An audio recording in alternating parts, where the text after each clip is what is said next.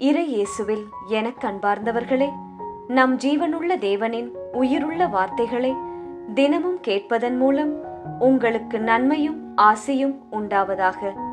இன்றைக்கு நம் உள்ளத்தில் ஆண்டவர் பேச விரும்புகிற திருவசனம் யோவான் 16ஆம் அதிகாரம் 13ஆம் திருவசனம். உண்மையை வெளிப்படுத்தும் தூய ஆவியார் வரும்போது அவர் முழு உண்மையை நோக்கி உங்களை நடத்துவார். இறை இயேசுவில் எனதருமை நண்பர்களே, உங்கள் அனைவருக்கும் நம் இயேசுவின் அன்பை உரித்தாக்குகின்றேன். இன்றைய நாளில் புனித கேத்ரின் அவர்களை தாய் திருச்சபை நமக்கு நினைவூட்டுகிறது. உங்களுக்காக, உங்கள் குடும்பத்திற்காக பரிந்து பேச புனித கேத்ரீனிடம் மன்றாடிக் கொள்ளுங்கள். இயேசு சீடரிடம் கூறினார், என்னை அனுப்பியவரிடம் நான் போகிறேன். நான் சொல்வதை குறித்து நீங்கள் துயரத்தில் மூழ்காதீர்கள். நான் உங்களிடம் சொன்னது அனைத்தும் உண்மையே.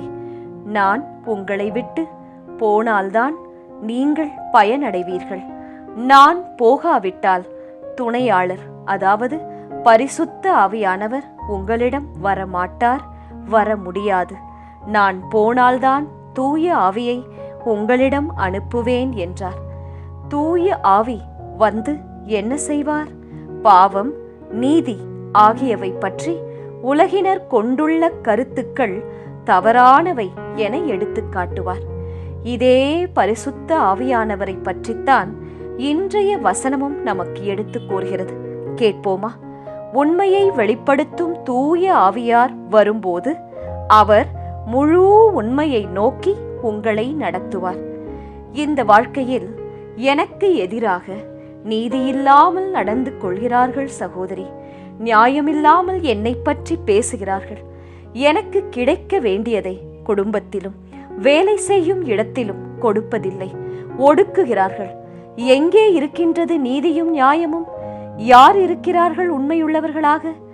இந்த உலகில் வாழும் அனைவருமே சுயநலவாதிகள்தான் என்றெல்லாம் எண்ணி மனமுடைந்து போகாதீர்கள் நண்பர்களே. பரிசுத்த ஆவியானவரிடம் மனம் திறந்து பேசுங்கள், மனமுருகி மன்றாடுங்கள். பரிசுத்த ஆவியானவர் இறங்கி வருவார், உங்களுக்காக பரிந்து பேசுவார், நீதி விசாரிப்பார், நியாயம் கேட்பார். வாக்கு கடங்கா பெருமூச்சோடே உங்களுக்காக ஆவியானவர் வேண்டுதல் செய்வார், நியாயம் விசாரிப்பார். உதாரணமாக, நீங்கள்தான் மிதிவண்டி, சைக்கிள் அல்லது மோட்டார் சைக்கிள் என்று வைத்துக் கொள்ளுங்கள். நீங்கள் செல்லும் பாதை உங்கள் வழி, அதுதான் நம் இயேசு கிறிஸ்து.